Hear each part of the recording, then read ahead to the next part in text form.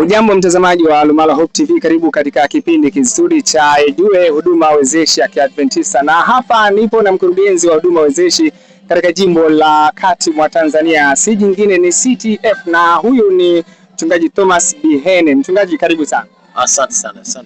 Sasa leo pastor, tunatamani kuzungumza machache juu ya huduma wezeshi ya Kiadventista, lakini pia tutajikita hapo jimboni kwako kwamba tupatie ufafanuzi kidogo juu ya huduma wezeshi ya Kiadventista, lakini pia utatueleza namna ambavyo jimbo hili la CTF mmejipanga katika kuhakikisha kwamba mnawafikia watu wenye mahitaji maalum katika eneo lenu la utawala. Asante sana. Kwanza ninamshukuru Mwenyezi Mungu kwamba huduma hii imekuwa ni huduma ambayo sasa imepata wigo mkubwa sana na mawanda makubwa sana katika kufanya kazi yake, na sisi tunajitahidi sana kuielezea jamii ijue huduma hii ya idara ya huduma wezeshi inavyofanya kazi. Tunatambua kwamba walio wengi waliamini kwamba idara ya huduma wezeshi ni idara ambayo inahusika na watu wachache, lakini kwa upande wa Central Tanzania Field tumekwenda ndani zaidi. Tunachukua hata wale vijana ambao wako mitaani walioathiriwa na madawa ya kulevya, wako wale wanaitwa dada poa, na hata wale walioathiriwa kisaikolojia kulingana na changamoto za maisha ya sasa hivi, nao tunawahudumia pia. Kwa hiyo idara ya huduma wezeshi kwa sasa imepata mawanda mapana sana kama ambavyo nimeelezea kwa mfumo huo, na tuko kasi kuhakikisha tunawafikia na kuwaokoa kutoka kule wamtazame Yesu Kristo aliye tumaini lao. Ni mbinu zipi mnazitumia katika kuwafikia watu hawa? Kwa sababu nikiangalia hapa kuna hao na umesema ni watu walioathiriwa na madawa ya kulevya, lakini kuna hawa dada poa. Kivipi mnatumia njia gani katika kuwafikia hao, ili pia mtazamaji afahamu, lakini pia kuna mdau mwingine ambaye anatamani kuwafikia atumie jukwaa hili katika kufahamu namna bora ya kuweza kuwafikia watu kama hao, lakini pia utujuze sasa juu ya habari nzima ya kambi la huduma wezeshi ambalo ninaamini ya kwamba litakusanya aina hiyo ya watu, makundi ya watu wenye mahitaji maalum kama ambavyo umekwisha kufafanua hapa awali. Njia ziko nyingi za kuwafikia, lakini niseme tatu. Njia ya kwanza ni tumewatrain washiriki, tumewafundisha mtu mmoja mmoja, kwanza kuwathamini hao watu na kuwaona bado tunawahitaji, lakini mbili, kuwafanya kuwa marafiki.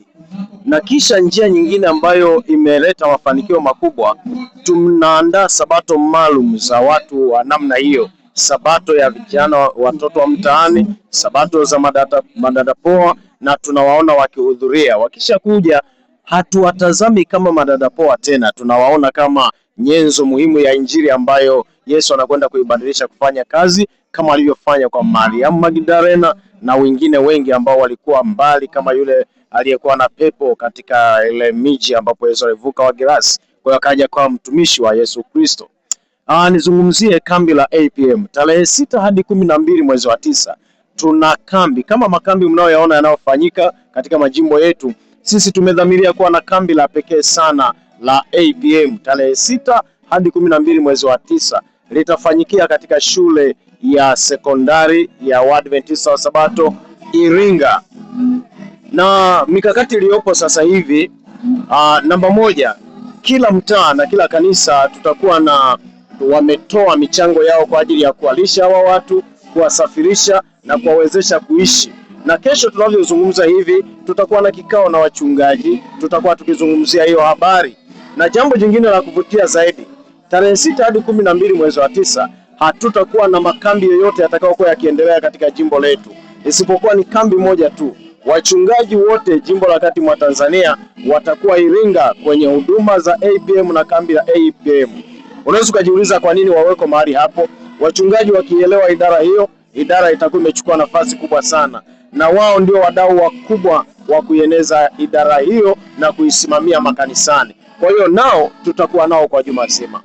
Nikushukuru sana mchungaji kwa kutenga muda wako kwa ajili ya kuzungumzia hili swala. Sasa twende kwenye neno lako la mwisho sasa, kuelekea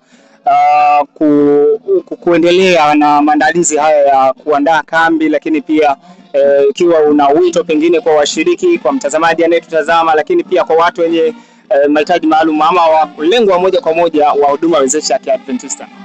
Nizungumzie kwa pande zote mbili. kwanza nianze na wito kwa waumini na washiriki. Wawaandae watu hao, wawalete watu wenye warubino, watu wenye matatizo ya kuona, watu wenye ulemavu wa viungo, watu wenye changamoto za kisaikolojia kwa sababu ya maeneo magumu walioyapitia. Wawaandae, wawalete hao. Nao ni watu ambao Yesu Kristo anawahitaji. Watoe mali zao kuwawezesha hao watu kufika kwenye kambi. Nitoe habari njema kwa upande wa hao watu ambao ni watu wenye mahitaji maalum. Hawa watu wana uwezo mkubwa kama sehemu ya vyombo vya utumishi katika shamba la Bwana. Tuwatumie makanisani na wao wakubali kutumika. Wana uwezo, wamepewa talanta, wamepewa maarifa ya hali ya juu. Wakipewa nafasi watatumika kabisa kabisa. Naam, nikushukuru sana, Mungu akubariki na nikutakia wakati mwema. Amen. Barikiwa sana. Asante sana Isaac. Naam, mtazamaji, huyo ni mchungaji Thomas Bihene ambaye tumekuwa naye katika exclusive interview hii juu ya idara ya huduma wezeshi ya Kiadventista, na hivi sasa nikushukuru kwa kutenga muda wako. Hii ni Lumala Hope TV na endelea kufuatilia matangazo haya.